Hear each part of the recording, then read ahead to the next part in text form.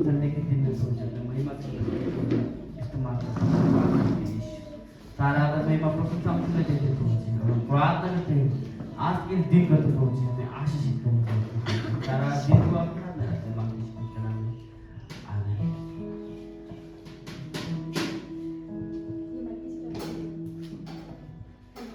तेरी स्तुति मैं करूं आराधना करूं दिल से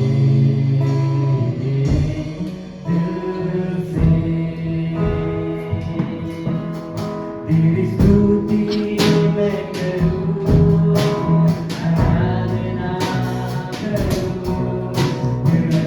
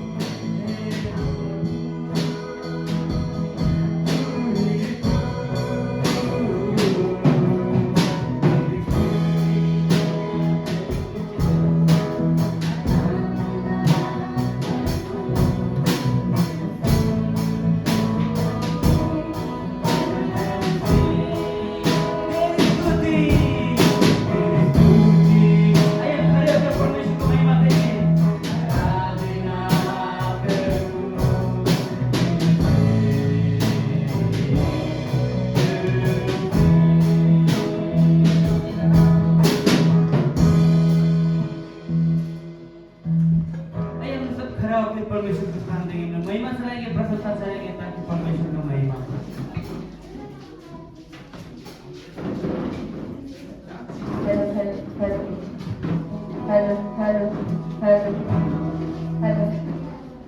यीशु तेरा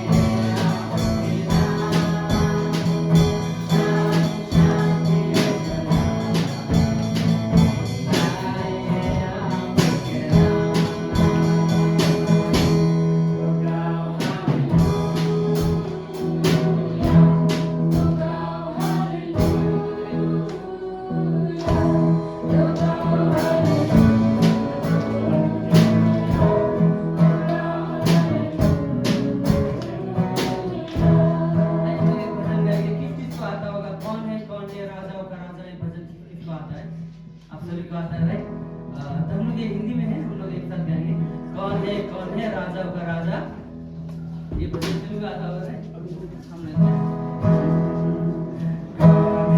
कौन है राजाओं का राजा, कौन है दुनिया का बादशाह, कौन है राजाओं का राजा, कौन है दुनिया का बादशाह, यीशु है उसका नाम, यीशु है उसका नाम, तो करो जय जयकार, तो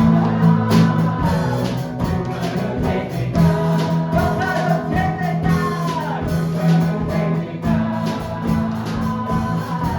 तो करो जय जयकार।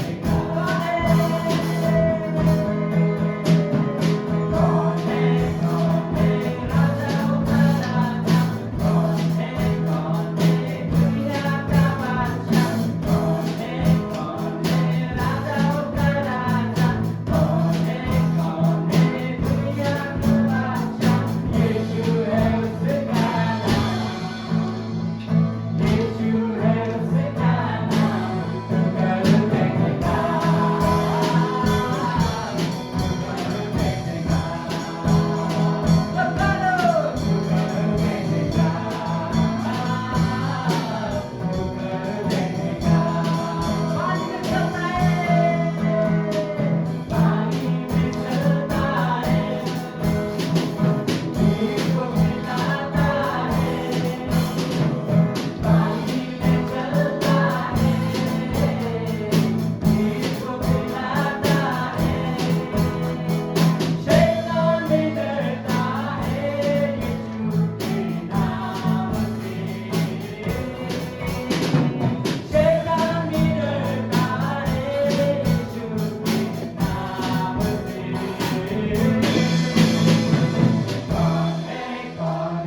राजाओं का राजा, कौन है दुनिया का बादशाह, कौन है राजा का राजा, कौन है दुनिया का बादशाह, यीशु है उसका नाम, यीशु है उसका नाम, करो जय जयकार,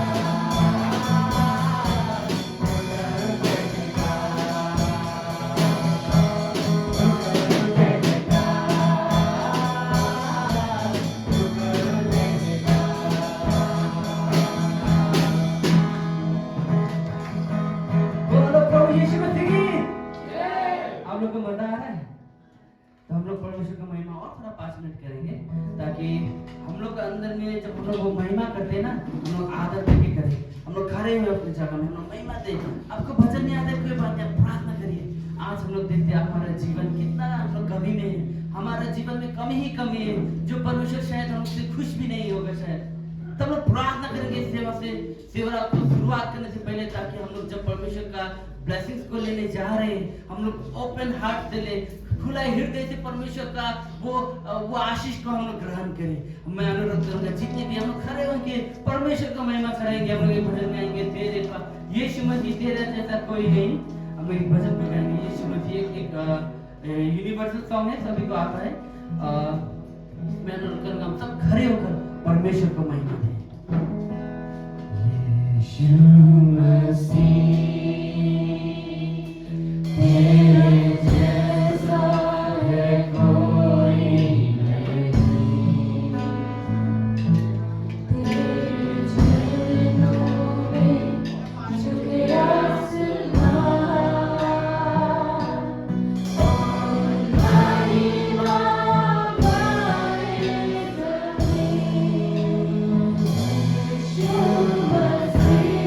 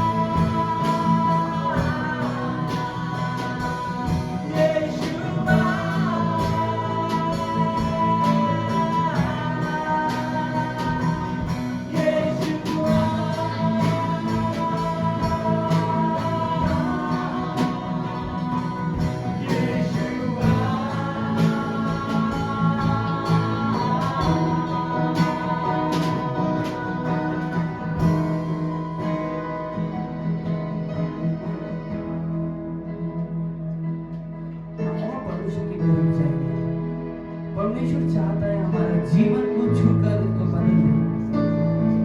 जब हम परमेश्वर में आते हैं, एक नया सृष्टि बन जाते हैं। हम लोग एक महिमा करेंगे, आप प्रार्थना कर सकते हैं, अपने आप को परमेश्वर में सोच सकते हैं।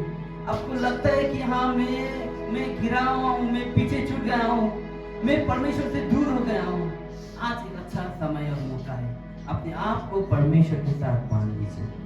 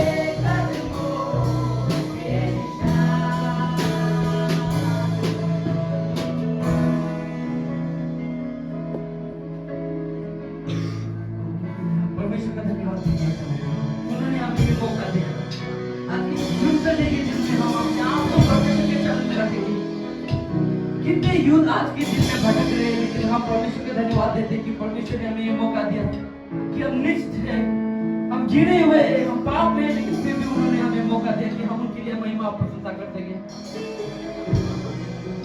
हम प्रार्थना करेंगे यीशु नाम से।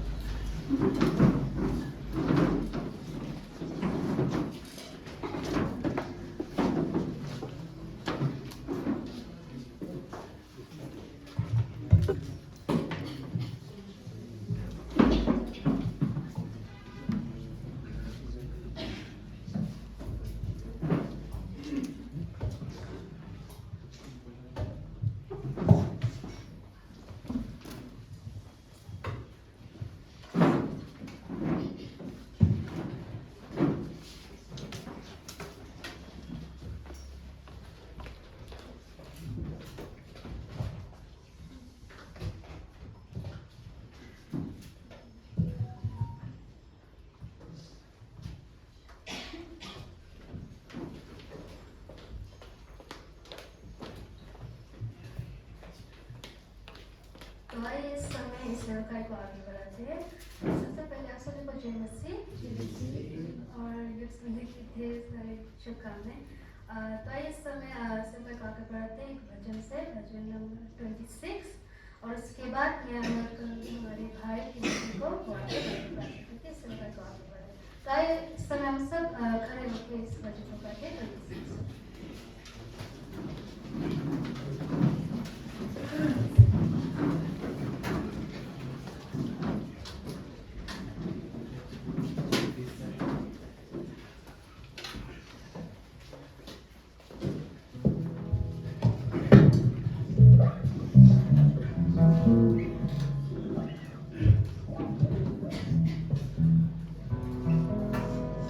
धन्य प्रभु तेरे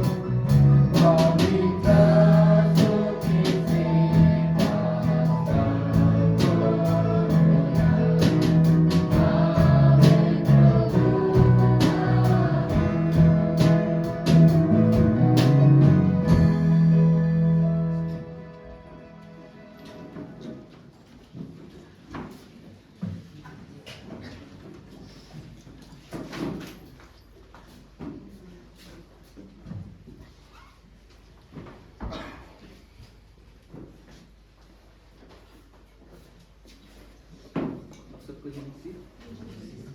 तो आइए हम प्रार्थना में जाने से पहले हम वचन पढ़ेंगे। हम मीका chapter 6 verse 8 में पढ़ूंगा।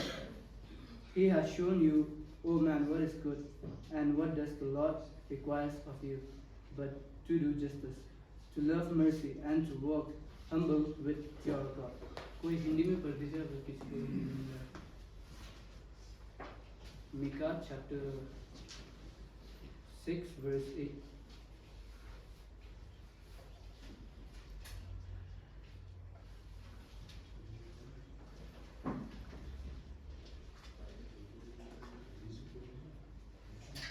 मीका का Chapter 6 verse 8. हे मनुष्य, वो तुझे बता चुका है कि अच्छा क्या है। आओ यहोवा मुझसे ऐसे शोर आओ क्या चाहता है कि तू न्याय से काम करे और कृपा से प्रीति रखे और अपने परमेश्वर के साथ नम्रता से चले। धन्यवाद इस वचन के लिए। आइए हम प्रार्थना करें। तुम्हारे पिता तू जो स्वर्ग में होता है, नाम प्रभु का मान जाते हैं, जो वचन में आपने लिखा है हमारे लिए प्रभु, ये मंडली को आपके हाथ में सौंपते प्रभु, जो आज के वचन बकता है प्रभु, वो जो हमारे लिए फ्रूट लाए प्रभु, उससे हम आनंद हो सके प्रभु, वो जो हमारे लिए वचन प्रिपेयर करे प्रभु, उससे हम सबका दिल छुए प्रभु और हमें आशीष मिले प्रभु। आज की सेवा को जहाँ पर भी हो रहे प्रभु, वो सब की सेवा को आपके हाथ में सौंपते प्रभु, सब में आप आशीष करना प्रभु। आपका प्रेजेंस ये सेवा में आपने आप बनाए रखना प्रभु। ये छोटी बहन प्राण है प्रभु, यीशु क्रिस्त का नाम है, आमीन।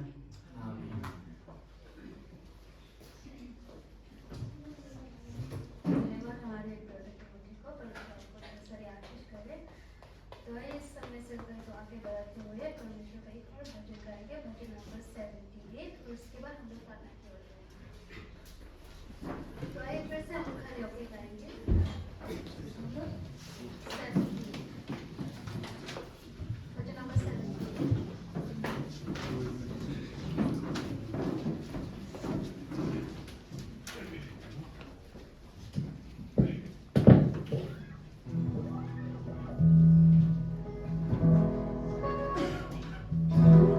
लगे चिंता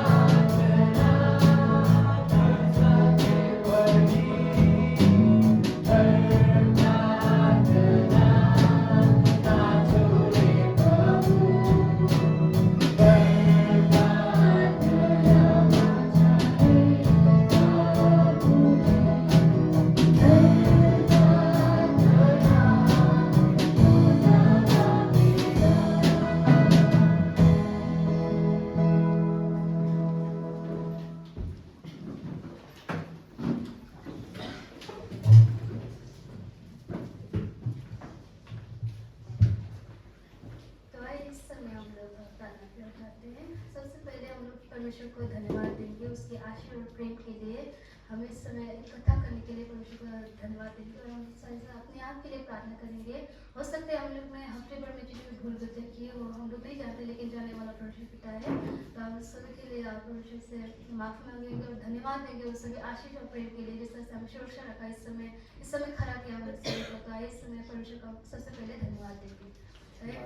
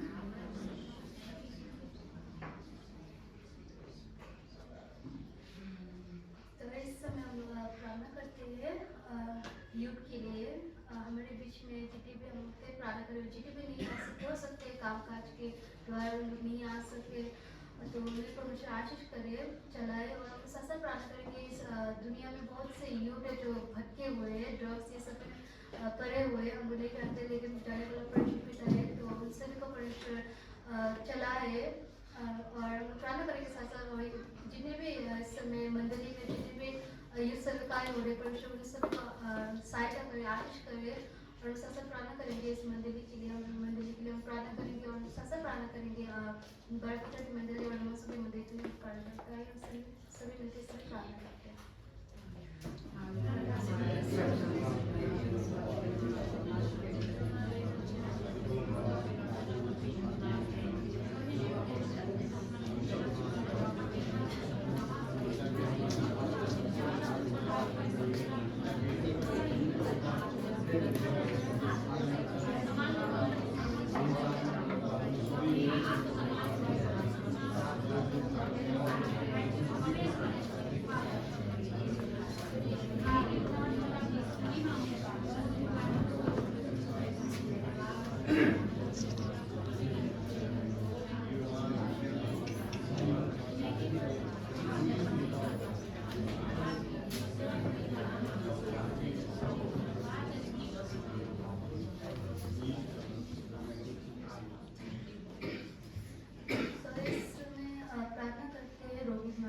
आप लोग के बीच में कोई है तो आप लोग बता सकते हैं या हाथ खड़ा कर सकते हैं।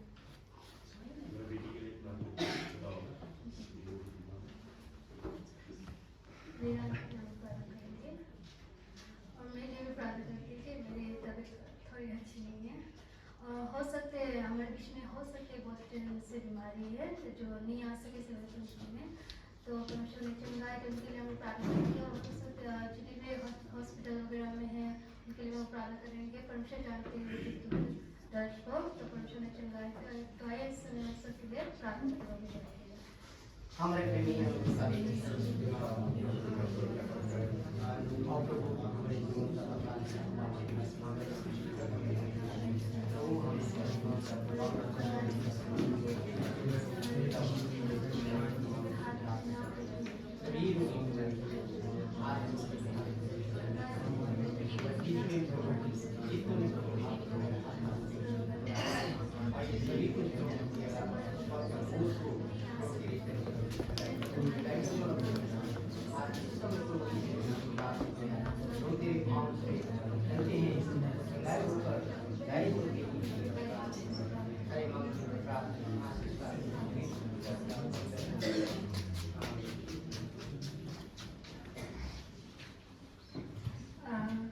प्रार्थना को यहाँ पे रोकिए। तो इस समय हम लोग स्पेशल नंबर की ओर जाएंगे। तो आज के स्पेशल नंबर हम लोग सुनेंगे रोमन 1 से। तो मैं अनुरोध करूँगी हमारे वोमेंस मिस को आके स्पेशल नंबर।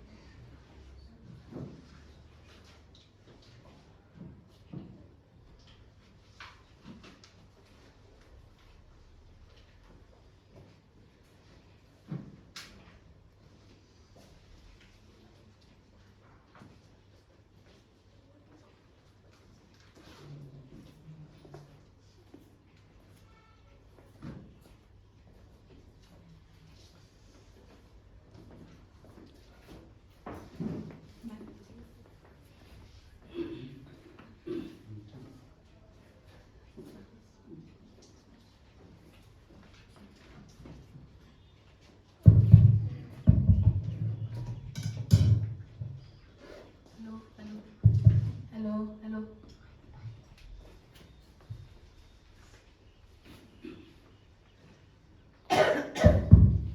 आप सभी को यीशु के महान और उच्च नाम में मैं जय मसीह देती हूँ।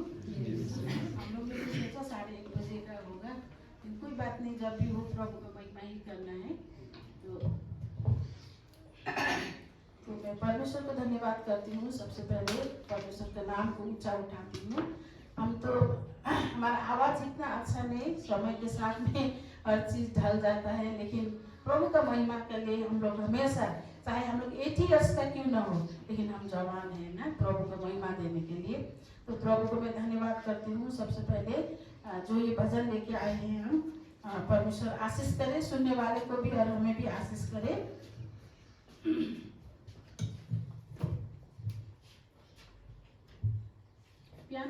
पियानो होने से थोड़ा ठीक लगता है, जैसा भी हो। कोई पियानो थोड़ा दे सकता है, थोड़ा साउंड दे दो तो पियानो का।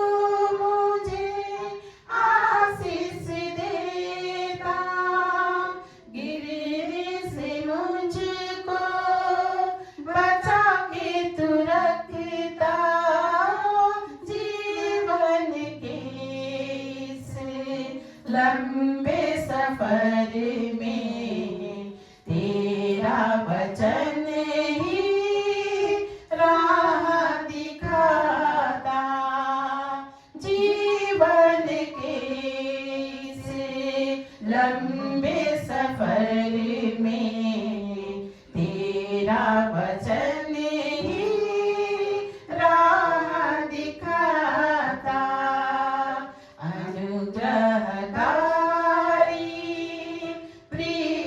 प्रभु जी तेरे शरण में हम आते हैं, तन मन धन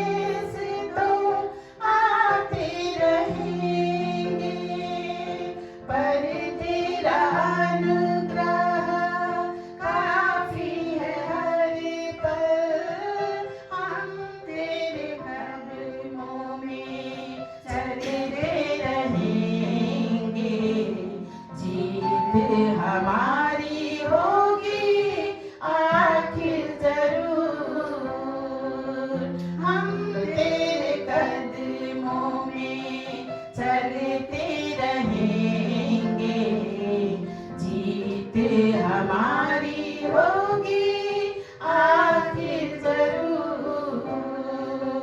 अनुग्रहकारी प्रिय प्रभु जी, तेरे शरण में हम आते हैं। सेवा यीशु से हमको मिली है, मिट्टी के बर्तन लेकिन खजाना है स्वर्ग का। सेवा यीशु से हमको मिली है, मिट्टी के बर्तन लेकिन खजाना है स्वर्ग का। टूट जाए तो भी परवाह नहीं है, महिमा हम तुझको देते रहेंगे। टूट जाए तो भी परवाह नहीं है, महिमा हम तुझको देते रहेंगे। अनुग्रहकारी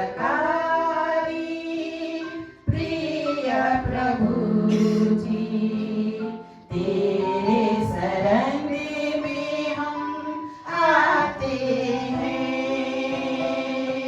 तन मन धन तुझको भेंट चढ़ा दे, करते हैं तुझको साष्ट प्रणाम, करते हैं तुझको साष्ट प्रणाम।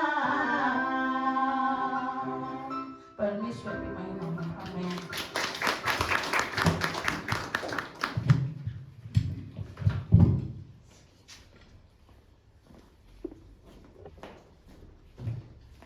धन्यवाद हमारी माँ को। परमेश्वर इस तरह से आप सबको आगे बढ़ाए परमेश्वर के अच्छे काम में। तो इस तरह से हम लोग संकाय को आगे बढ़ेंगे। आगे बढ़ते हम लोग एक भजन गाएंगे, भजन नंबर 30। उसके साथ साथ हम लोग ऑफरिंग कलेक्शन करेंगे। तो उसके बाद मैं दाखिले प्राप्त करने के लिए हमारे ब्रदर्स को बुलाएंगे।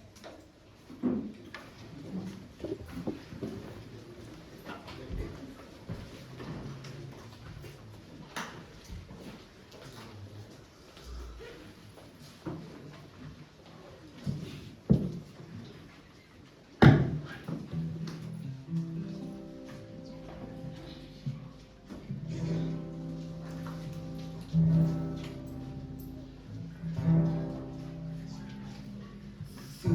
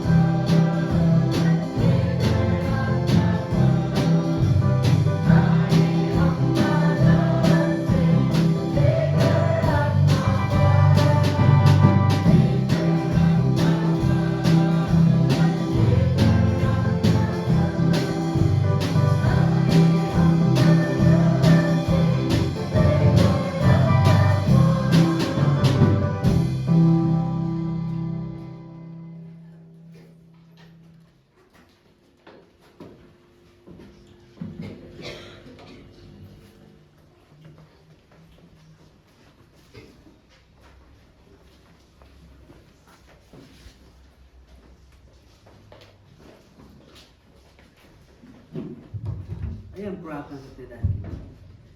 धन्यवाद देते हैं स्वर्ग में विराजमान करने वाला जीवित जिंदा परमेश्वर पिता प्रभु जी, आपने ये पवित्र दिन समय हमें दिया ताकि आपका महिमा और प्रशंसा का योग्य हम बन सके प्रभु जी। धन्यवाद देते हैं समय के लिए प्रभु जी। समय प्रार्थना करते हैं ये छोटी सी भेंट जो प्रभु जी हम सब मिलकर एकत्रित होकर प्रभु जी अपने हाथ को आगे बढ़ाया प्रभु जी आपके महिमा के काम के लिए प्रभु जी। हम प्रार्थना करते हैं अपने सुसमाचार को फैलाए जो जगह और जिस जगह में आपका वचन नहीं पहुंच पाया प्रभु जी, इस छोटी सी भेंट के द्वारा अपना राज्य के काम को पूरा कर प्रभु जी, मंडली के अधूरा काम को तो पूरा कर प्रभु जी। प्रार्थना करते हैं यीशु, और अपना महिमा के लिए प्रभु जी तो हम एक एक को उड़े बोल के प्रार्थना करते हैं यीशु। देने वाला हर एक हाथ को तो आशीष कर, उनके काम में, उनके परिवार में, उनके जीवन में तो अद्भुत रीति का आशीष कर के प्रार्थना करते प्रभु जी। सारा आदर महिमा प्रशंसा आपको देते हैं, इस भेंट को आपके चरण में रखते हैं, और हम जितने भी हैं यहाँ पर इस समय में हम एक एक को आपके चरण में रखते हैं। हमें आशीष कर और हमें अपने अनुग्रह करे लाभ करके प्रार्थना मांगते हैं यीशु क्रिस्त के नाम में, आमीन।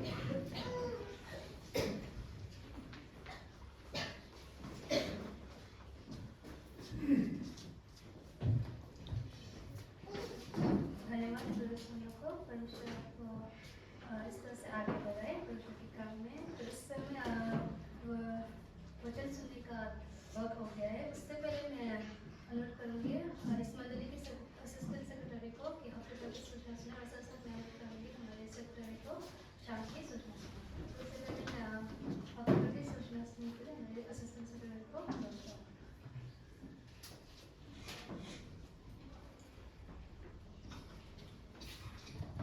Happy youth Sunday, happy youth Sunday, happy youth Sunday. आप लोग खुशी नहीं है? ये तो बहुत बहुत लोगों को ये मौका मिलते हैं। तो आप लोग को यूथ संडे का सभी को, हमारी मंडली के जितने भी पास्टर, हमारे एल्डर्स, हमारे जितने भी बिलीवर को यूथ संडे का शुभकामनाएं देते हैं। और हम लोग परमेश्वर का पवित्र सेवा के बारे में हम लोग सूचना सुनते हैं। तो आप लोग से सभी को रिक्वेस्ट है, विनती है कि आने वाले सप्ताह सैटरडे हमारे घरेलू सेवा होते हैं। तो अभी लास्ट आप लोग को सभी को रिक्वेस्ट है, आप लोग को विनती है, जितने भी हो सके यूथ हो, आप मंडली के माता पिता हो, तो आप लोग सभी आ जाइएगा, उपस्थिति हो जाएगा। क्योंकि घर होगा न्यूहू में जो हमारे भाई सुभाष लखनजी का घर में घरेलू सेवा होगा। तो उनका अभी ये महीना में रिटायर्ड हो गया है, अभी आने वाले महीने में वो चले जाएंगे। तो हम लोग के साथ इतने साल सेवा किया, प्रार्थना में, संगति में, मंडली का दुख सुख में वो आगे बढ़ा है। उनको विदाई के लिए भी होगा, हम लोग का प्रेम भी होगा। तो सभी का मंडली का माता पिता, यूथ लोगों को भी एक विनती है, हमारे छत्तीसगढ़ मेघालय आसाम हिंदी तरफ से, तो उनका घर में घरेलू सेवा होगा, वहाँ पर सेवा का संचालन होगा। हमारे मंडली के सेक्रेटरी आर मारवेन और वचन से संगति करेंगे हमारे मंडली के रेवरेंड, हमारे पास इंचार्ज ललित श्रेष्ठ। तो आने वाले संडे 7 तारीख होगा, सुबह का परमेश्वर का सेवा को संचालन करने वाले हमारे मंडली के एल्डर्स, तो प्रेम थापा होगा, उसमें वचन देंगे हमारी मंडली के एल्डर्स रोबिन गुरु। तो शाम का समय में हम लोग से परमेश्वर का वचन से संगति करेंगे हमारे मंडली के गुरुवा रेवरेंड ललित श्रेष्ठ। ये सूचना सुनने और सुनाने के लिए परमेश्वर हम लोग को सभी को ढेर सारा आशीष करें, आमीन।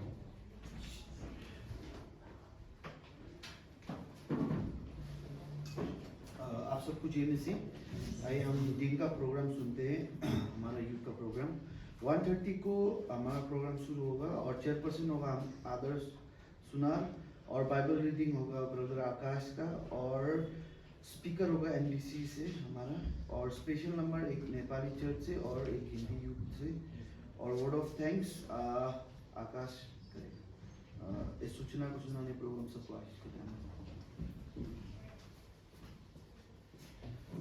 धन्यवाद। तो इस समय वक्त हो गया है हमारे स्पीकर को, तो इंटरप्रेट की जरूरत नहीं है। आज के स्पीकर वचन बातेंगे, हिंदी से वचन बातेंगे। तो जिन्हें भी वक्त है मैं आपके स्पीकर को दे जाऊँगी।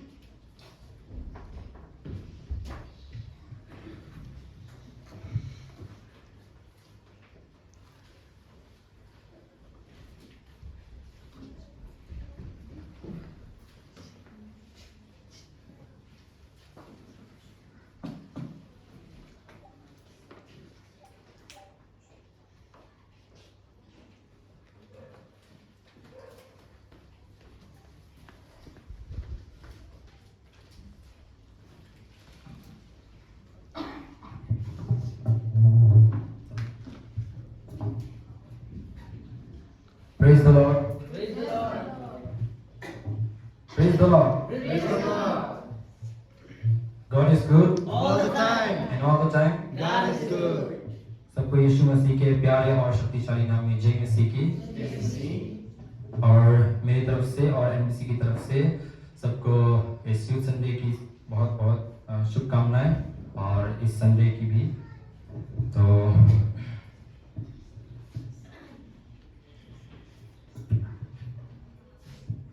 वचन में जाने से पहले आइए हम छोटी सी प्रार्थना करते हैं। धन्यवाद परमेश्वर, फिर भी सुनो समय देना हमारे खुशी में रहता है ईश्वर। तो हमें सुनो समय सुंदर ध्यान देना परमेश्वर, हम यहाँ आ पाते हैं परमेश्वर। इस समय हमारे सर्व निवास पर परमेश्वर हम चाव देश परमेश्वर मेरे जीवन में परमेश्वर तो जी का प्रशंसा हो परमेश्वर। सुनने वाला हमारे परमेश्वर आशीष हो मेरे जीवन में परमेश्वर आशीष हो परमेश्वर तो जी का प्रशंसा हो गुरुचन पिता नाम नाम सुनती श्री नाम आमीन। तो वचन शुरू करने से पहले मैं अपने बारे में कुछ कहना चाहूँगा क्योंकि मुझे बहुत नए चेहरे दिखाई दे रहे हैं। तो मेरा नाम फ्रैंकी लखार है, मैं मेघालय का रहने वाला हूँ और मैं निकोल्स रॉय बाइबल कॉलेज में bachelors of theology first year की पढ़ाई कर रहा हूँ। तो सच कहूँ तो इससे पहले मैंने कभी भी वचन नहीं बांटा है, ये मेरा फर्स्ट टाइम है यहाँ पे। तो अगर कुछ गलती हो जाएगी तो मुझे माफ़ कर देना, लेकिन मैं आशा करता हूँ कि इस वचन से आप सभी को आशीष हो और मुझे भी एक सीखने का मौका मिलेगा।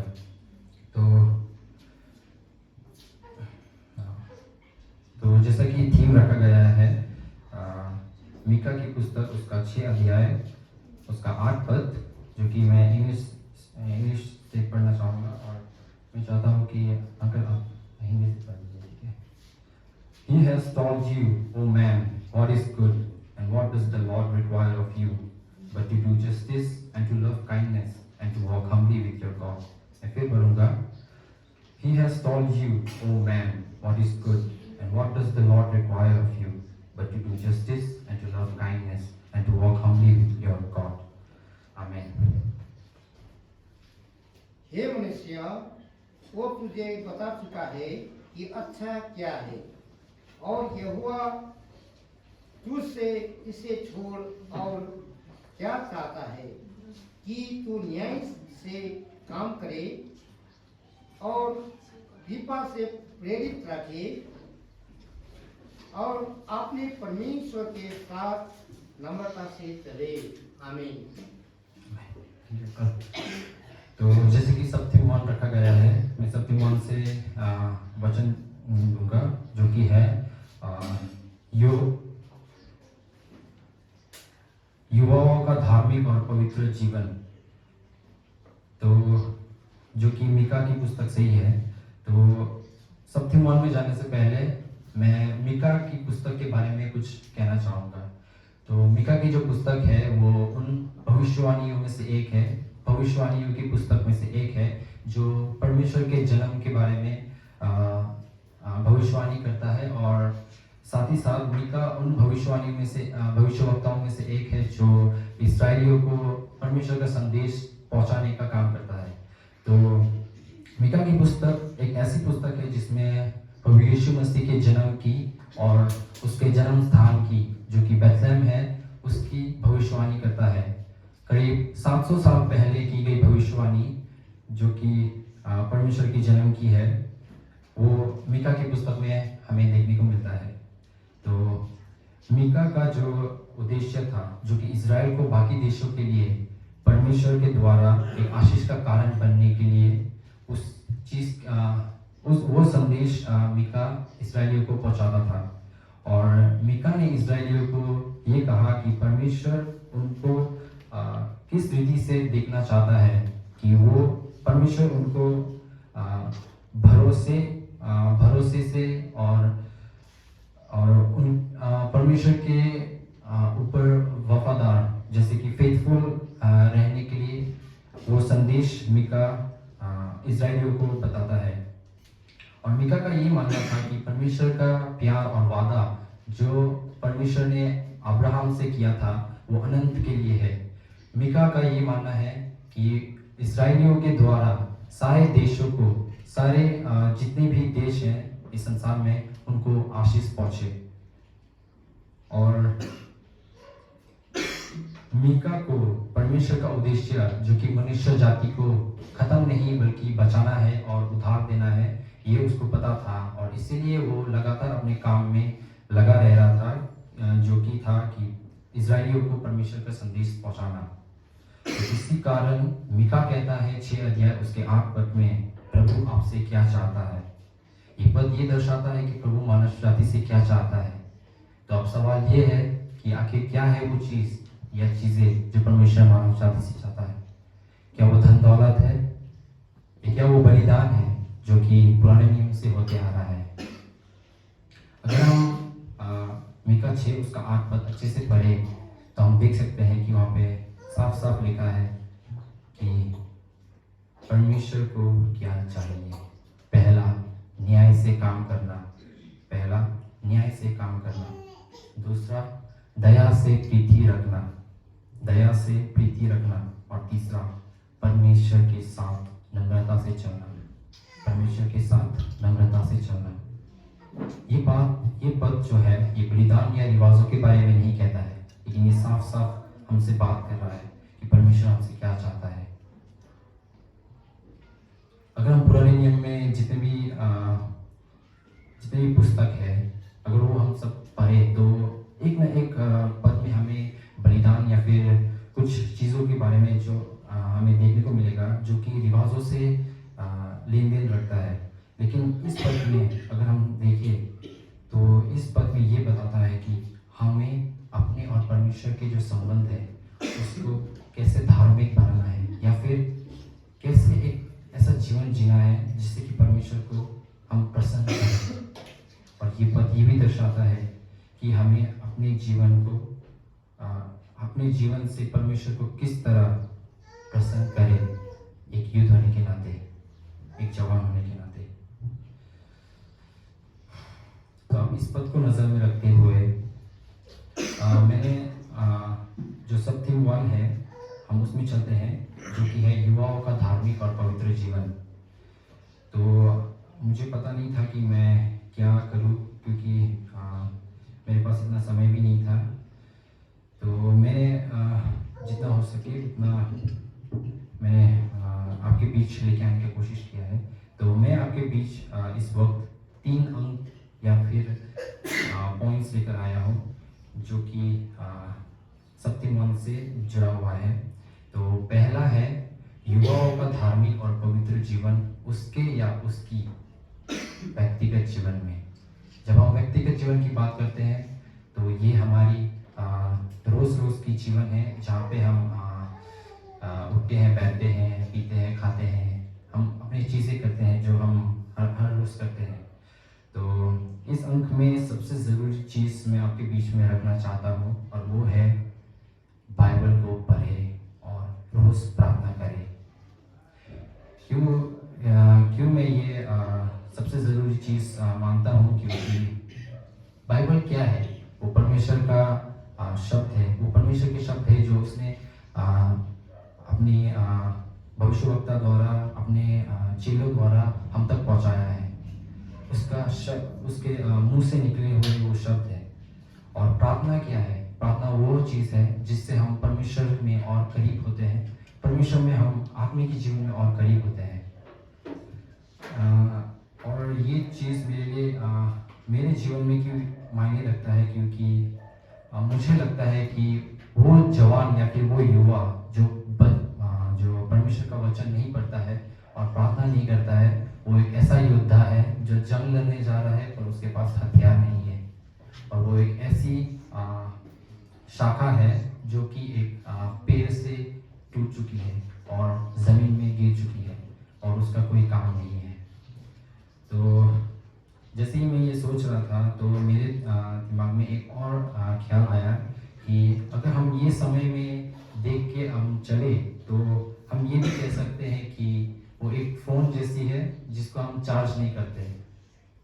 तो हमारे जीवन में युवा होने के नाते हमें बाइबल पढ़ना ज़रूरी है और प्रार्थना करना बहुत, क्योंकि अगर कई बार ऐसा होता है कि हम सोचते हैं कि मैं कुछ देर बात करूँगा। अभी तो मेरे पास समय है, मेरे पास ये समय है। जैसे कि मेरा एक दोस्त था, तो हम साथ साथ चर्च जाते थे। तो कुछ दिनों बाद वो चर्च जाना बंद कर दिया। उसने कहा कि मैं बाद में मतलब जाऊँगा, क्योंकि मुझे अभी मतलब जाने का मन नहीं कर रहा है, मुझे आज से ऐसा हो रहा है। वो मुझे ऐसा बोलने लगा।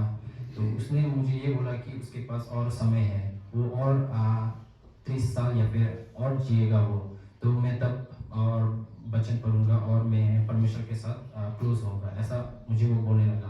तो मैं सोचा कि क्या उसको ये क्या था जो वो इस तरह वो सोचने लगा।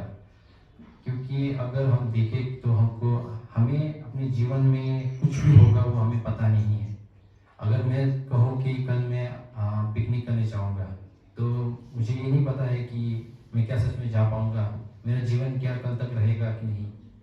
तो हम ये नहीं कह सकते हैं कि मैं परमेश्वर में मैं बाइबल कल पढ़ूँगा, मैं प्रार्थना कल करूँगा, थोड़ी देर बात करूँगा। अगर हमारे पास समय है तो हमें तभी करना चाहिए, क्योंकि अगर हम परमेश्वर से सच में प्यार करते हैं तो हम उसको आखिरी समय नहीं देंगे। रात हो गई, हम सोने से पहले कुछ देर पहले उसको समय देंगे। सुबह होके काम में हड़बड़ी करने से पहले प्रार्थना के ऐसा नहीं है। हम अगर किसी से प्यार करते हैं, किसी को अगर हम मानते हैं, तो उसके लिए हम समय निकाल सकते हैं। अगर आप पहली तिमोथी उसका 4:12 पद देखें, मैं चाहता हूँ कि कोई मेरे लिए पहली तिमोथी उसका 4:12 पद पढ़ दे।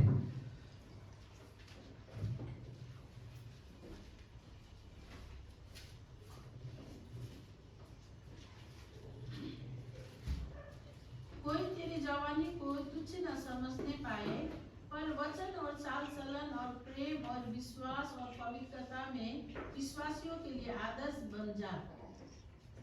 धन्यवाद आंटी।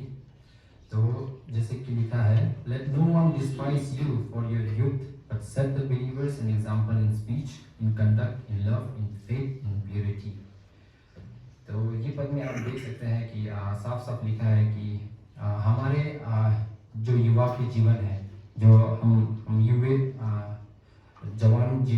जवान में हम जीवन आगे बढ़ रहे हैं, तो बहुत सारी कठिनाई, बहुत सारे दुख तकलीफ और समस्या आते हैं हमारे जीवन में, खास करके जब हम अभी बढ़ रहे हैं। तो ऐसे में हम लड़खड़ा जाते हैं। कभी कभी हमें ऐसा लगता है कि ओ ये सही होगा, ये सही होगा, ये करने से सही होगा, ये करने से सही होगा। लेकिन वचन में लिखा है कि कोई तुझे क्या था आंटी, वो कोई तुझे धोखा ना दे पाए।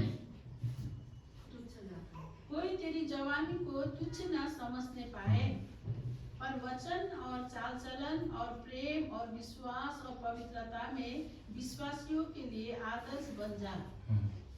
तो जैसा कि वचन साफ साफ कहता है कि हमें किस तरह एक उदाहरण बनना चाहिए विश्वासियों के बीच में, चाहे हम कुछ भी कर रहे हो, चाहे हम उठ रहे हो, बैठ रहे हो, क्योंकि मंडली एक ऐसी चीज़ है जहाँ पे हम परमेश्वर में और करीब आते हैं। हम वो लोगों के साथ होते हैं जो परमेश्वर को मानते हैं, और अगर उन लोगों के बीच में हम एक उदाहरण नहीं बन पाए, तो मुझे पता नहीं कहाँ आप अपने अकेले के जीवन में बढ़ रहे हो कि नहीं।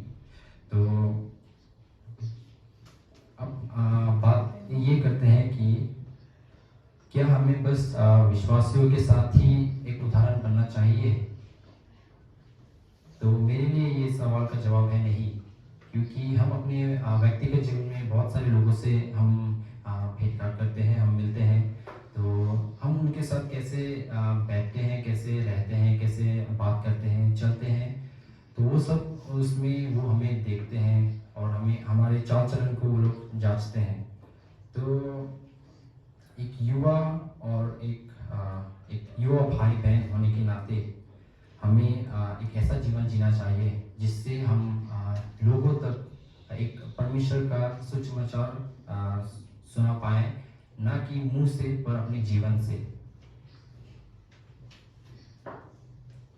हमें इस तरह अपना जीवन जीना चाहिए कि लोग हमें देखकर ये बोले कि ओ देखो ये भाई, ये बहन इनका चलने ये जिस तरह चलते हैं, ये पहनते हैं, रहते हैं, खाते हैं, पीते हैं, जिस तरह लोगों से ये लोग बात करते हैं, इतने नम्रता से ये लोग बात करते हैं, इतने प्यार से ये लोग बात करते हैं, वो सब देख के वो लोगों को पता होना चाहिए कि हम परमेश्वर को मानने वाले लोग हैं, जीवित परमेश्वर को मानने वाले लोग हैं।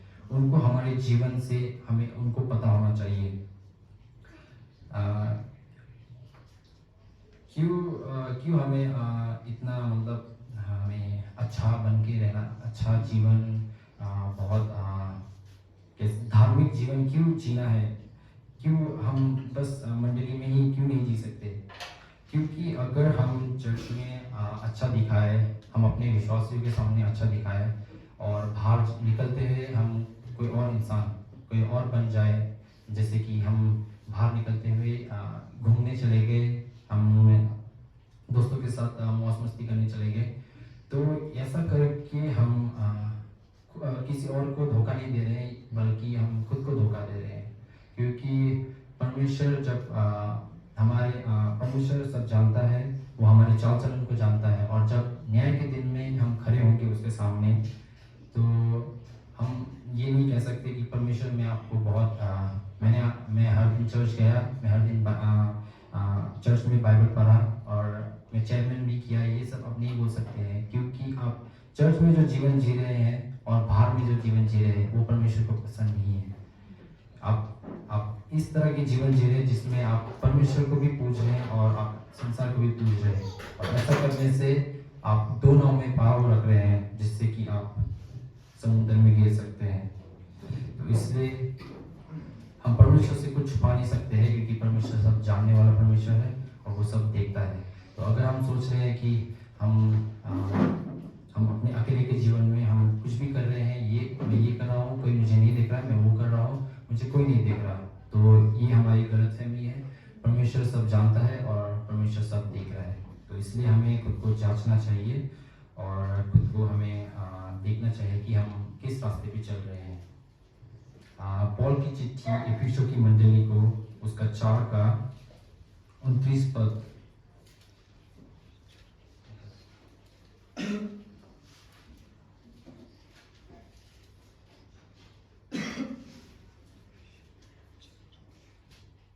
मैं इंग्लिश में पढ़ दूंगा।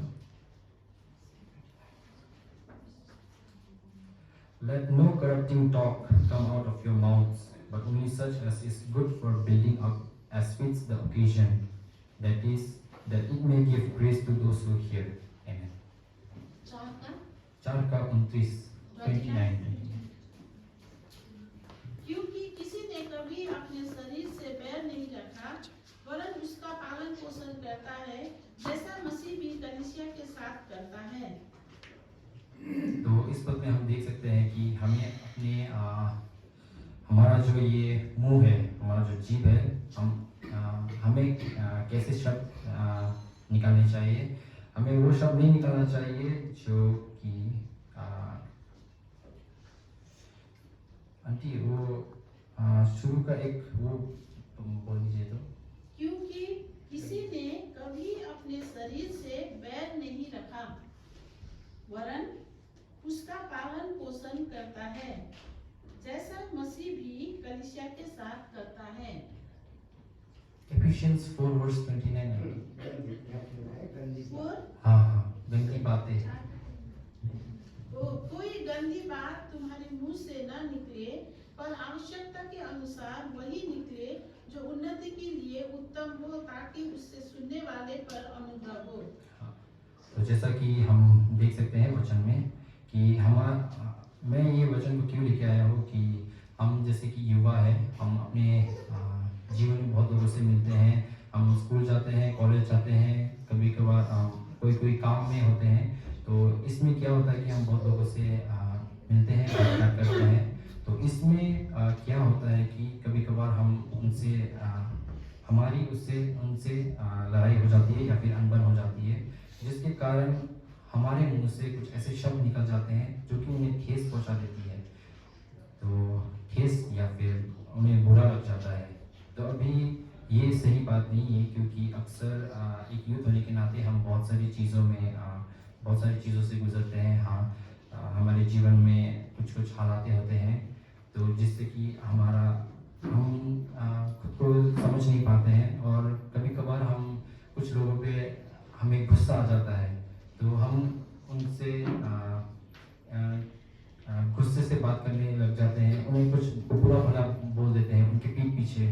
लेकिन ये सब भी हमें लगता है कि कोई हमें नहीं देख रहा है, लेकिन परमेश्वर हमें देख रहा है। क्योंकि कभी कभार ऐसा भी होता है कि हमें अपने अड़ोस पड़ोस के लोगों से जलन, ईर्ष्या या फिर उनके विरुद्ध कुछ कपट हम सोचते हैं। तो एक इंसान होने के नाते हमारे अंदर कमियां हैं, तो कभी कभार हमसे गलती हो जाती है।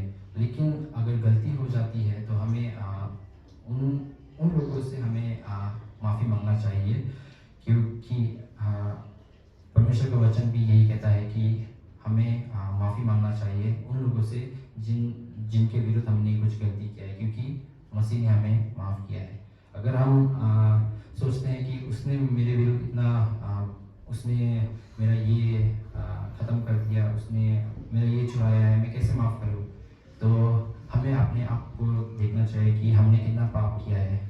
अगर हम खुद को देखें तो हमारा पाप इतना ज़्यादा है कि हम परमेश्वर से माफ़ी भी हमें नहीं मिल सकती है। तो इसलिए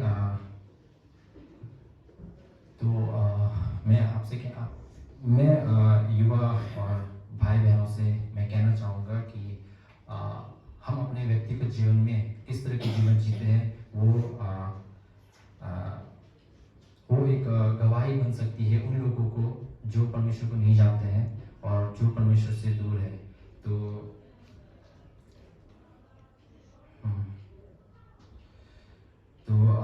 इसी के साथ मेरा पहला अंक खत्म होता है और मैं दूसरे अंक में जाऊंगा, जो कि है युवाओं का धार्मिक और पवित्र जीवन उसके परिवार में। अक्सर मुझे बहुत दुख होता है ये सुनकर कि मेरी उम्र के भाई बहन अपने माता पिता को मान सम्मान नहीं करते और उनको उनसे ऊंची आवाज़ में बात करना, उनको ठेस पहुंचाना, ऐसा होता है। ऐसा वो अपने पारिवारिक जीवन में करते हैं। तो कुछ दिनों पहले मैंने न्यूज़ में देखा था कि एक युवा जो कि मेरे उम्र का 19 या फिर 20 उम्र का, तो उसने अपने परिवार को जान से ख़त्म कर दिया। कितना डर लगता है ये सुनकर कि कोई लड़का जो मेरी उम्र का है वो ये सब कर सकता है। क्योंकि कभी कभार परिवार में अनबन हो जाती है, ये वो हो जाता है, पर इतने हद तक जाने का अंजाम उस लड़की को वो लड़का किस तरीके से भुगत रहा होगा, ये उसको पता होगा। क्योंकि जब भी मैं अपने मम्मी पापा से बात करता हूँ, कभी कभार मेरी उनसे अनबन हो जाती है, मैं कभी कभार ऊंची आवाज़ में बात कर लेता हूँ, लेकिन फिर बाद में मुझे महसूस होता है कि मुझे ये नहीं करना चाहिए था, मैंने क्यों बोला। तो फिर बाद में मैं फिर कॉल करके उनसे माफ़ी मांगता हूँ, और तो तब मुझे जाके अच्छा लगता है। तो फिर और मैंने न्यूज़ में ये भी देखा कि एक लड़की अपने मम्मी से झगड़ा करके खुद को अपने कमरे में उसने बंद कर लिया, और मम्मी जाके उसके दरवाजे में पीट रही है, बेटा सॉरी, मुझे माफ़ कर दो, मैं आइंदा से ऐसा नहीं करूँगी। तो एक माँ ने जिस बच्ची को जन्म दिया उसको अपनी बच्ची से माफ़ी मांगना पड़ रहा है। तो हम ऐसे समय में जी रहे हैं जहाँ पे प्रेम का कोई अहमियत नहीं है। अगर हम न्यूज़ देखें तो एक पिता अपने बच्चों को नहीं जानता है, एक बच्चा अपने माता पिता को नहीं जानता है, वो कुछ हद तक भी जा सकता है अपने मतलब को पूरा करने के लिए। तो ऐसे समय में हम जो जी रहे हैं, हमें परमेश्वर के वचन से चलना चाहिए एक युवा होने के नाते। जैसे कि एक्सोडस चैप्टर 20 वर्स 12 हमें ये याद दिलाता है कि हमें अपने माता पिता का आदर और सम्मान करना चाहिए, क्योंकि इससे हम इस धरती पर लंबी आयु तक जी सकेंगे। और ये पद परमेश्वर के 10 आदेशों में से एक है जो कि हमें अपने व्यक्ति के जीवन में मानना चाहिए। मैं चाहता हूँ कि कोई कोलोसियंस 3:20 पद कोई पढ़ 3:20 कोलोसियंस 3:20। हे बालकों, सब बातों में अपने माता पिता की आज्ञा का पालन करो, क्योंकि प्रभु इससे प्रसन्न होता है। धन्यवाद आंटी। तो ये पद में हम ये दे सकते हैं कि हमें हर एक चीज़ में अपने माता पिता का आज्ञा मानना चाहिए, क्योंकि ये परमेश्वर को प्रसन्न करता है। तो एक युवा होने के नाते हमें ऐसा जीवन जीना चाहिए जो परमेश्वर को प्रसन्न करे। और वचन कहता है कि हमें अपने माता पिता का आज्ञा मानना चाहिए हर एक चीज़ में। तो अक्सर ऐसा होता है कि हमारे जीवन में कि अगर माता पिता कुछ बोले हम उन्हें वापस जवाब दे देते हैं। कभी कभार वो कुछ कुछ काम हमें करने को बोले तो हम उनको उल्टा कुछ बोल देते हैं। उन्हें ऊंची आवाज़ में बात करके हम अपने कमरे में या फिर कहीं और चले जाते हैं। तो ऐसा करके हम उन लोगों को ये दिखा रहे हैं कि हम कैसे अपने जीवन में जी रहे हैं। एक मसीही जीवन में जीने के बावजूद अगर हम ये सब कर रहे हैं तो इससे उन लोगों में जो परमेश्वर को नहीं जानते हैं उन पे क्या प्रभाव पड़ेगा। वो ये कहेंगे कि ओह, ये परमेश्वर को मानने वाला ये तो वो है जो परमेश्वर को मानने वाला युवा है। मतलब वो लोग पे एक अलग सा असर पड़ेगा, क्योंकि लोग हमें हर तरफ से जांच रहे होते हैं। हर तरफ से लोग हमें देख रहे होते हैं कि हमारा जीवन हम कैसे जी रहे हैं। तो कभी कभार हम घर में मेहमान आते हैं और माता पिता हमें कुछ कुछ करने को कहते हैं तो हम मैं नहीं करूँगा, मुझे कुछ काम है, ये है वो है, हम ऐसा बोल के हम चले जाते हैं। तो ये जो हमें लोग देख रहे हैं ये सोच रहे होंगे कि ये जवान मतलब परमेश्वर को मानने वाले लोग ऐसे होते हैं। वो ये कहेंगे, ना कि वो लोग इग्नोर नहीं करेंगे, बल्कि ये उनके दिमाग में रहेगा कि परमेश्वर को मानने वाले लोग ऐसा करते हैं।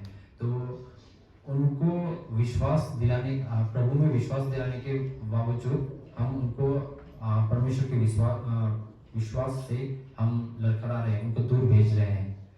लेकिन मैं आपसे ये कहना चाहूँगा कि मेरे प्यारे भाई बहनों कि हमें अपने पारिवारिक जीवन में एक ऐसा उदाहरण बनना चाहिए अपने भाई बहनों के लिए और अपने माता पिता के लिए भी कि हमें वचन से चलना चाहिए और प्रार्थना वादी एक युद्ध होना चाहिए। क्योंकि क्यों हमें एक उदाहरण बनना चाहिए अपने परिवार में। मैं अपने जीवन से ही एक उदाहरण दूंगा कि मेरे घर में एक बार हमारे टीचर आए थे, मेरे भाई को पढ़ाने वाले टीचर।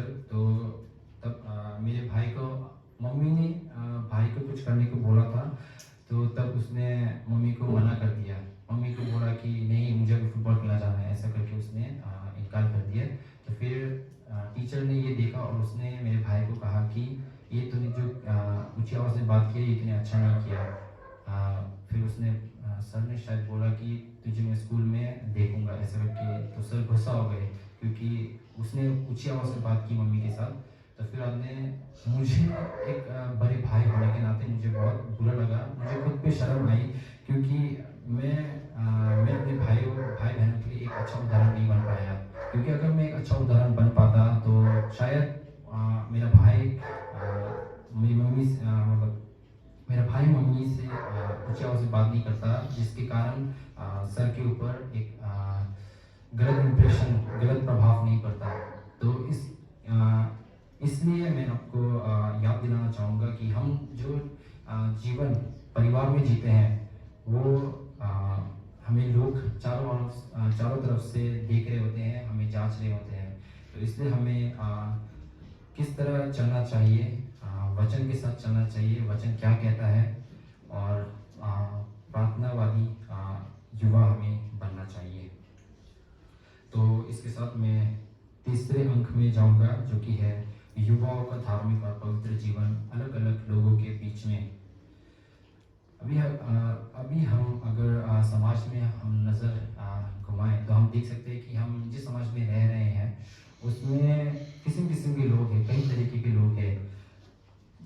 और हम जो युवा हैं, हम स्कूल जाते हैं, हम कॉलेज जाते हैं, काम काज में जाते हैं, तो इस दौरान हम बहुत लोगों से मिलते हैं जो कि अलग अलग बैकग्राउंड से हैं, अलग अलग जात पात से हैं। तो इसमें क्या होता है कि इसमें भी लोग हमें जांच ही रहे होते हैं। तो लेकिन क्या होता है कि हम उन लोगों के साथ दोस्ती या फिर करीबी दोस्ती बना लेते हैं। लेकिन अगर हम जब वचन से देखें 1 Corinthians chapter 15 verse 33, 1 Corinthians chapter 15 verse 33,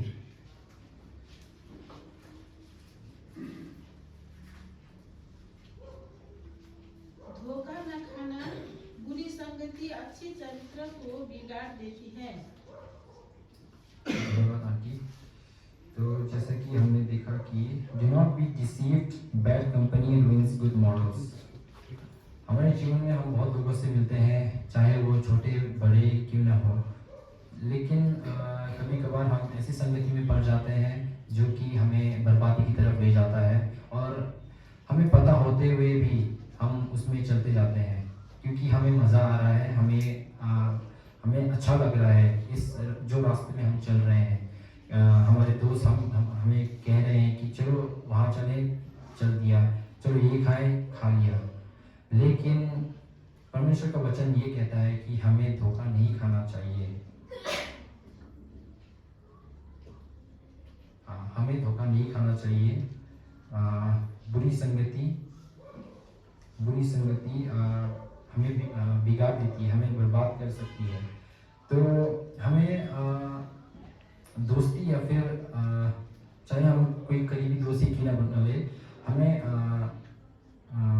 सोच विचार के साथ हमें काम लेना चाहिए, क्योंकि अक्सर ऐसा होता है कि हम इंसान होने के नाते हमें लगता है कि ओ इसके पास बहुत पैसा है, मैं इसका दोस्त बन जाऊंगा, ये बहुत मशहूर है, मैं इसका दोस्त बन जाऊंगा, मैं भी मशहूर हो जाऊंगा। तो कभी कभार ऐसे सोच के द्वारा हम बुरी संगति में चले जाते हैं, और वो बुरी संगति हमें बर्बादी की तरफ ले जाती है।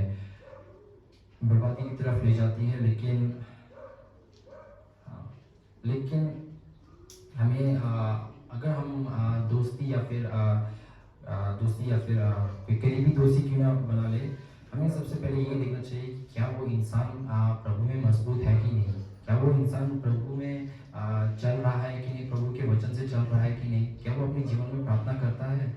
हमें ये सब देखना बहुत ज़रूरी है, क्योंकि अभी के जो जीवन में, अभी के जो समय में हम देख सकते हैं कि बहुत सारे लड़कियां गलत संगत के द्वारा वो लोग नशा और ड्रग्स या फिर ऐसी चीज़ें वो लोग लेना शुरू कर देते हैं, क्योंकि उनको अच्छा लग रहा है, उनको वो संगति में अच्छा लग रहा है और उनको वहाँ से निकलना नहीं है।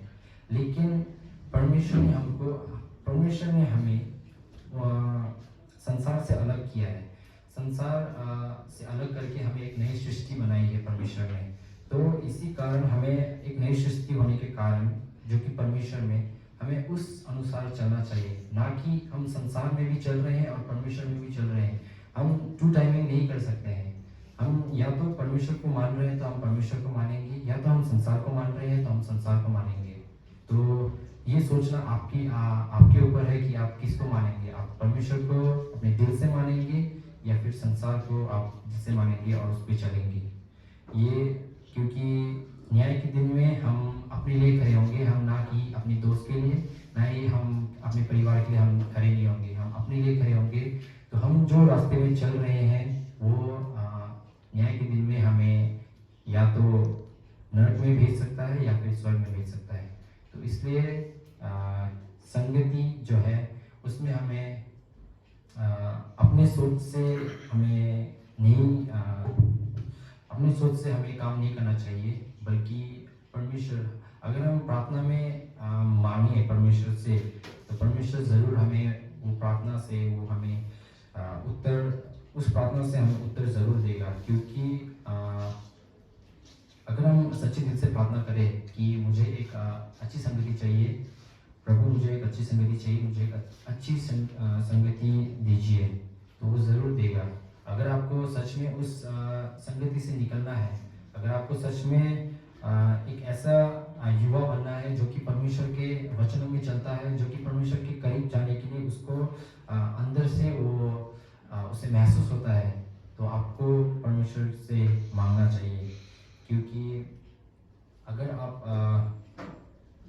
ऐसी संगति में है जो कि आपको बर्बादी की तरफ ले जा रहा है, तो आपको उससे निकलने के लिए बस परमेश्वर ही आपको वहाँ से निकल सकता है। क्योंकि हम अपने बलबूते में, हम अपनी शक्ति में कुछ नहीं कर सकते हैं, लेकिन अगर हम प्रार्थना में और परमेश्वर की शक्ति से अगर हम मांगें, तो हम कुछ भी कर सकते हैं।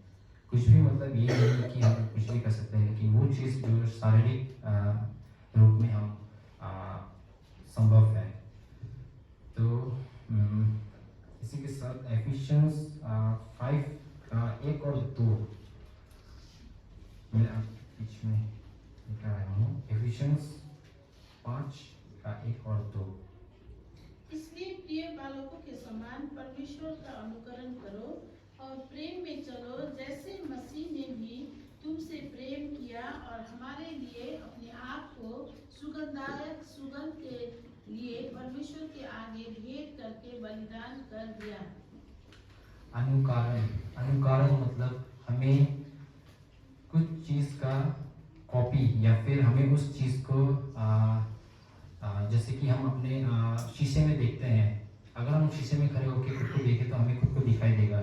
अनुकरण भी वैसा ही है। अगर हम अपने जीवन में यीशु का अनुकरण कर रहे हैं, तो जो लोग हमें देख रहे हैं वो हमें यीशु को देखेंगे, वो हमें परमेश्वर के वचनों को देखेंगे, एक ऐसे इंसान को देखेंगे जो परमेश्वर के वचनों से चलता है। पर अगर हम परमेश्वर का अनुकरण नहीं कर रहे हैं, हम अपने सोच में चल रहे हैं, अपने शक्ति में चल रहे हैं, तो ऐसा करने से हम अपनी बर्बादी में जाएंगे और हम खुद को एक ऐसे स्थान में पाएंगे जहाँ पे हम अकेले हैं और जहाँ पे अंधकार ही अंधकार है। हमें परमेश्वर का अनुकरण किस तरह करना चाहिए? हमें वचन से चलना चाहिए अपने जीवन में, ताकि हम दूसरों के लिए एक शीशा बने, एक शीशा जो हमारा रिफ्लेक्शन करता है। जो हम खुद को आईने में देखते हैं, हम अपने आप को एग्जैक्टली वैसा ही पाते हैं। तो हमें भी अपने जीवन में दूसरों के लिए एक शीशा बनना चाहिए, ताकि यीशु को लोग हमें देखें, कि लोग देख के कहे कि ये बच्चा या फिर ये बच्ची परमेश्वर के वचन में चल रहा है, ये ऐसे जीवन जी रहे हैं जो कि प्रशंसा के लायक है। वो लोग ये हमारे जीवन को देख के कहेंगे। और मैं आपके बीच में 2 पद रखना चाहूँगा, और वो है 2 कोरिन्थियन उसकी 5 अध्याय 17 पद। पॉल की चिट्ठी पॉल की दूसरी चिट्ठी कोरिन्थियन को उसका 5 का 17 पद। इसलिए यदि कोई मसीह में है तो वह नई सृष्टि है, पुरानी बातें बीत गई है, देखो सब बातें नई हो गई हैं। जैसे कि हमने देखा है कि वचन से जो भी परमेश्वर में है वो अब एक नई सृष्टि है, पुरानी बातें बीत चुकी है, अब एक नया शुरू हो चुका है।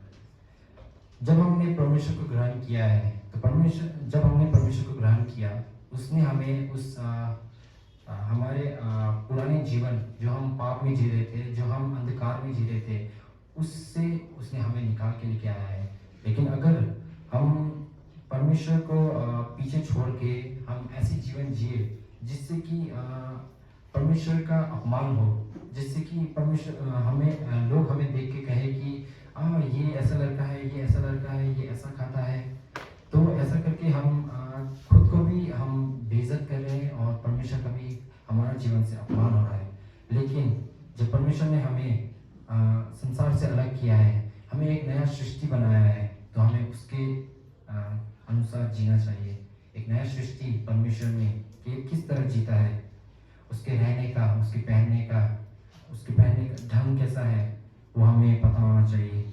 उसकी बात करने का चाल चलन एक नई सृष्टि के मुताबिक जो कि परमेश्वर में एक नई सृष्टि वो वचन से होता है, और प्रार्थना वादिक जीवन से होता है। और इसलिए हमें एक ऐसा जीवन जीना चाहिए जो कि एक नई सृष्टि के अनुसार है, क्योंकि जिस समय में अभी हम चल रहे हैं, हम देख सकते हैं कि प्यार खत्म हो चुका है। चारों तरफ युद्ध, लड़ाई और लड़ाई हो रही है। और अगर हम न्यूज़ देखते हैं तो हमें पता होना चाहिए कि संसार जिस रीति से जिस तरफ जा रहा है, वो बर्बादी की तरफ जा रहा है, उस पे जीवन नहीं है।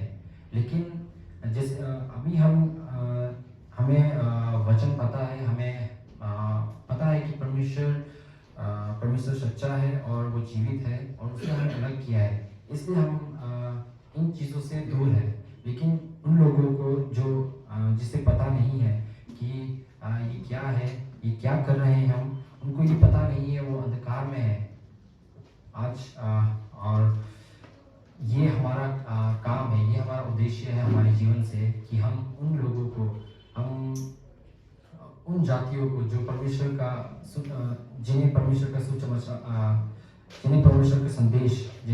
संदेश अभी तक सुनाई नहीं दिया है, अभी तक उनको पता नहीं है, ये हमारा काम है कि हम अपने जीवन से उनको दिखाएं, अपने जीवन से एक ऐसा जीवन जी के दिखाएं कि लोग हमें कहें, कि हमें पूछे कि तुम ऐसा जीवन कैसे जी सकती हो, क्या है आखिर, क्या है वो हमें रीज़न पूछेंगे कि क्या है आखिर वजह जिससे क्यों तुम इस तरह की जीवन जी रहे हो। तो तब हम उन्हें कहेंगे कि परमेश्वर ने हमें संसार से अलग किया है और ये है वो जीवन जो परमेश्वर हमें चलने को कहता है। तो आप इस द्वारा आप उन तक परमेश्वर का संदेश पहुंचा सकते हैं। और आखिर में एक्लीसियास्टिस उसका 11 अध्याय 9 पद, मैं इंग्लिश में पढ़ूंगा, एक्लीसियास्टिस 11 उसका 9 पद, Rejoice, O young man, in your youth, and let your heart cheer you in the days of your youth. Walk in the ways of your heart and the sight of your eyes. But know, for all these things, God will bring you into judgment. कितना बेटा 11 का? हाँ, 11 का 9 पद। क्या सब उपदेश? सब उपदेश। हे जवान, अपनी जवानी में आनंद कर और अपनी जवानी के दिनों में मगन रह, अपनी मनमानी कर और अपनी आंखों की दृष्टि के अनुसार चल, परंतु यह जान रख कि इन सब बातों के विषय परमेश्वर तेरा न्याय करेगा। जैसा कि वचन कहता है कि हम अपनी जवानी अवस्था में, हम अपनी जवान के जीवन में, हम युवा उम्र में हैं, हम किसी भी तरह अपने हृदय के अनुसार हम चल सकते हैं, हम अपने मुताबिक चल सकते हैं। लेकिन परमेश्वर का वचन ये कहता है कि ये सब के लिए परमेश्वर हमारा न्याय करेगा। हम चाहे तो हम संसार के रीति से भी चल सकते हैं, हम चाहे तो परमेश्वर की रीति से भी चल सकते हैं।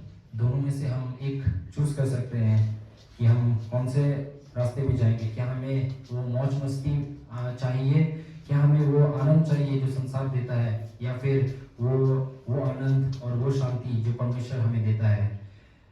तो इसी कारण मैं आपके बीच ये सवाल रखना चाहता हूँ कि प्रभु आपसे क्या चाहता है, क्या है वो चीज़ जो परमेश्वर आपसे चाहता है। मैं चाहता हूँ कि आप अपने आप को ये सवाल करें कि परमेश्वर मेरे जीवन से क्या चाहता है, या फिर आप ये सोच सकते हैं कि मेरे जीवन के द्वारा मेरे जीवन का आखिर क्या उद्देश्य है।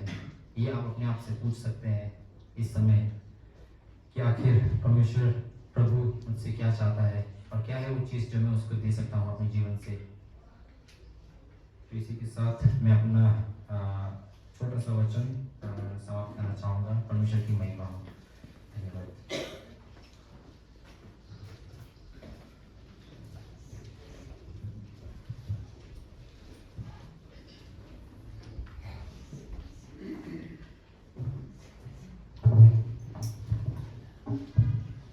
धन्यवाद स्पीकर को।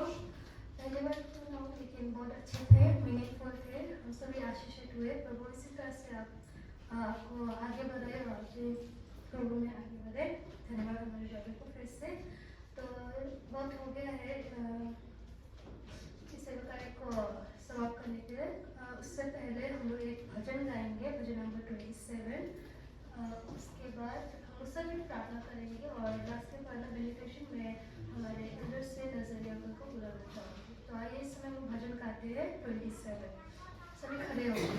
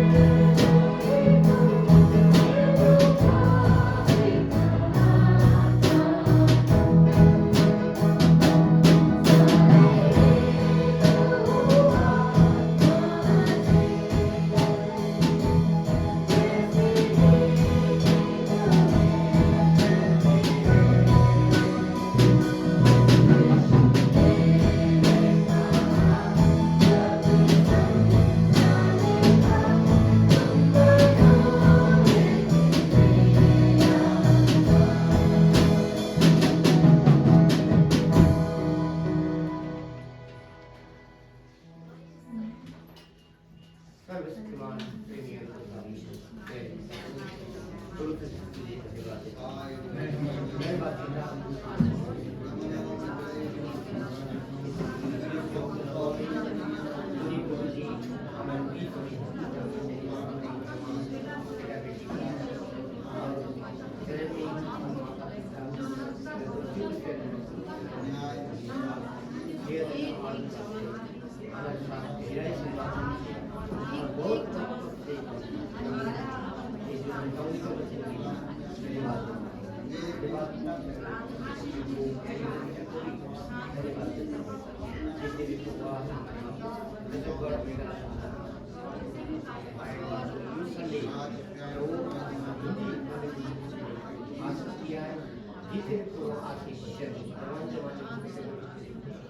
आपकी दुआ ये जवान का जीवन में खुला होगा आशीष कर प्रभु ये जवान की तरह प्रभु तेरे राज्य के प्रभु जितने ने सुना प्रभु उनको तू आशीष कर, जितने ने नहीं समझा समझ के विज्ञान से दीजिए विनती और प्रार्थना है सारी मांग की प्रार्थना आपके साथ कृष्ण पिता का उसके पवित्र नाम में आमीन। हे हमारे परमेश्वर पिता, आपका पवित्र भवन से निकलने से पहले परमेश्वर पिता का प्रेम, प्रभु यीशु ख्रीस्त का अनुग्रह, पवित्र आत्मा का संगति, ये ट्रेड परमेश्वर हमारा मंडली का प्रति, सारे देश विदेश के मंडली का प्रति आज से ये ट्रेड परमेश्वर आज से अनंत अनंत सदा करें। आमीन। जय मसीह। सभी धर्माचार्य सब उपाचार्य